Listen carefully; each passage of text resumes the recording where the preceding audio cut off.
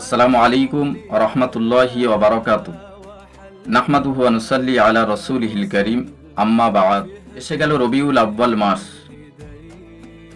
এ মাসের সবচেয়ে বড় বৈশিষ্ট্য হলো এ মাসেই পৃথিবীতে তাশরিফ এনেছেন পৃথিবীর সর্বশ্রেষ্ঠ মহামানব জনাবে মুহাম্মদুর রাসূলুল্লাহ সাল্লাল্লাহু আলাইহি ওয়াসাল্লাম।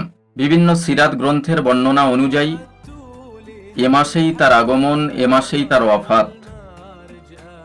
তাই গোটা বিশ্বের মুসলমানদের কাছে এই মাসটির মর্যাদা ও গুরুত্ব অনেক বেশি।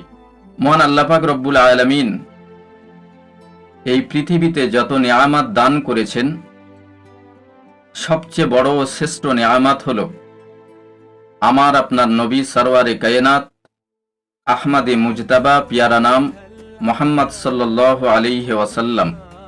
সুবহানাল্লাহ। পবিত্র কোরআন শরীফ খুললে দেখতে পাওয়া যায় সূরা ইউনূসের মধ্যে মহান আল্লাহ পাক ইরশাদ করেন, কুল বিফাদলিল্লাহি ওয়া বিরহমাতিহি ফাবিযালিকা ফালিয়াফরাহু হুয়া খায়রুম মিম্মা ইয়াজমাউন। হে রাসূল, আপনি বলে দিন, এটি আল্লাহর দয়া ও অনুগ্রহ, এতে যেন তারা আনন্দ প্রকাশ করে।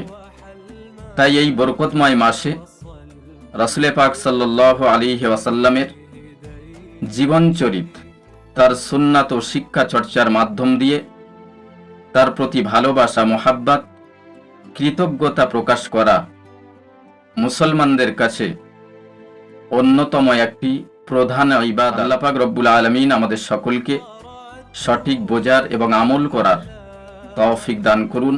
আমরা বলি আমিন। সকলে সুস্থ থাকবেন, ভালো থাকবেন।